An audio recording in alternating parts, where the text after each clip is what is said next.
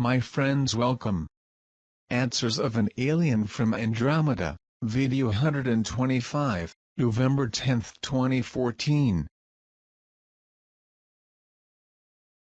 Mithy, when you started this mission here on our planet, or when was the first time you saw the Earth? This was curiously never asked, but it is a good opportunity for that.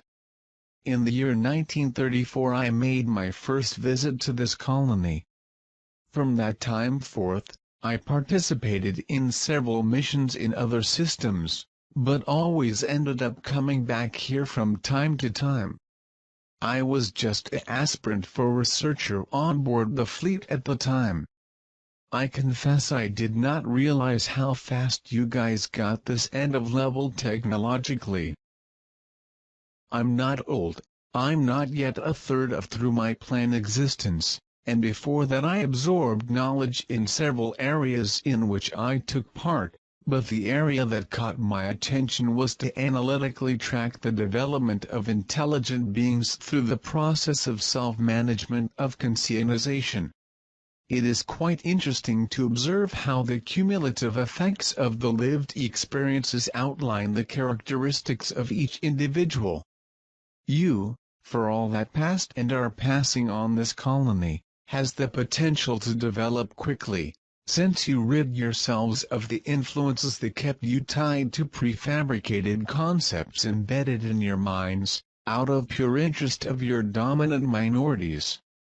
I personally envisioned a good part of your contemporary history, so I can say I know you guys better than you imagined prior to this information. Only in this current phase of your technology was possible for me a broader communication with many of you at the same time, through the development of your global communication system accessible to ordinary citizens. This was a new experience for me because CB was able to make our conversations could reach a significant number of people, and I could get a more homogeneous feedback of average development and conscientization of a group of heterogeneous races, encompassing different cultures looking at the same type of awareness. A unique and extremely interesting experience for me. Your doubts, anxieties, willingness to share and contribute to a better society demonstrates balance and maturity that could be very well used when you guys are living in an ideal environment for such implementations, without the limitations imposed on you so far. Mithy, something big has caused a force field in an entire quadrant of the Sun, which could have had this effect? You see, the CG is using new control techniques developed by Krulans.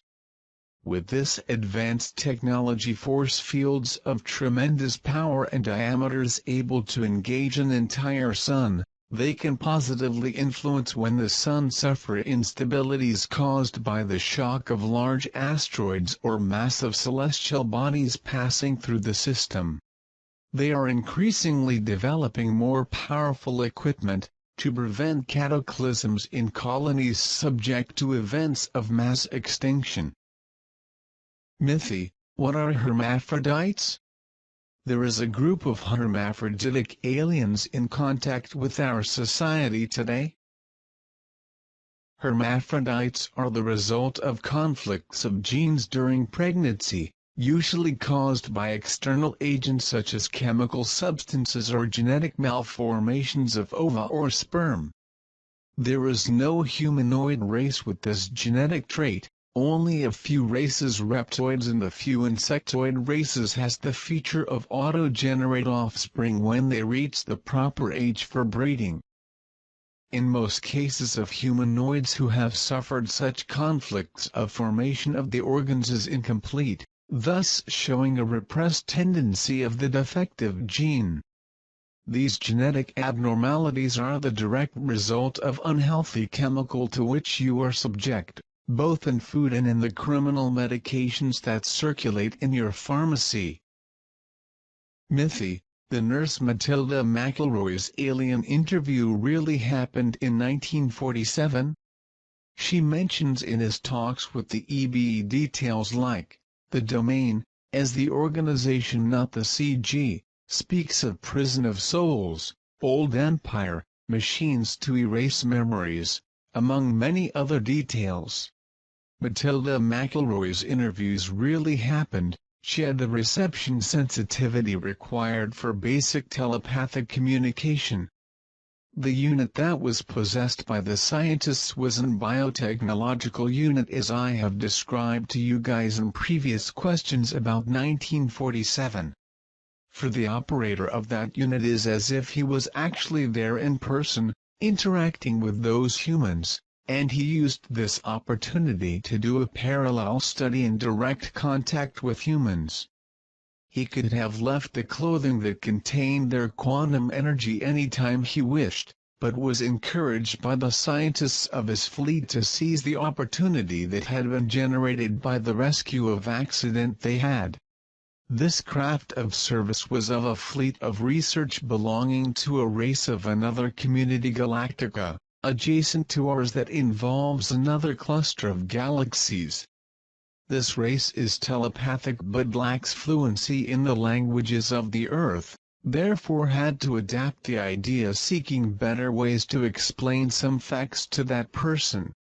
Much has been said, otherwise about the reformatory planet the alien did not mean reptilians really, and about erasing the memory, it is a constant in reincarnation to colony 0 level, and not only here, but in all of them throughout the universe.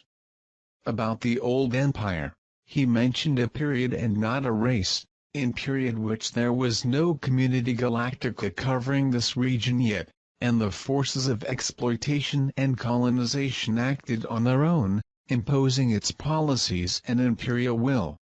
Some of these groupings of breeds of imperial forces could generate a kind of force fields in planets with inferior races to make a type of brainwashing that the accumulated knowledge could not be recalled, maintaining these cultures under the subjugation of them to work. But these techniques used mostly by insectoid and reptilian non-humanoid colonies were banned of the quadrants of our galaxies for thousands of years. No machine was installed here with the purpose of erasing memories, that is a mechanic in the fourth to the third dimension. Memories of past lives would not help you at all at this stage of your development, but could negatively influence the free will to make decisions based on your real state of conscience, without the weight of past mistakes or hopeful to reissue hits. Mithy, we would like to ask regarding our Creator, God, Yahshua, and how he relates to all the inhabitants of the universe. Is it the same Creator or is it part of it? I do not lengthen too much on these matters because many of you have shown are not prepared to understand our concepts of creation. The concept of a Creator God is somewhat distorted view of you in this present moment of your conscientization. A God like Yahshua, Allah, God Almighty, etc. is a simplistic concept that your mind can focus on asking favors, guidance and protection of a supreme being created by your mind exactly for this purpose. It's more comfortable for minds still cloistered in old concepts imagine simple answers to the processes that do not understand yet.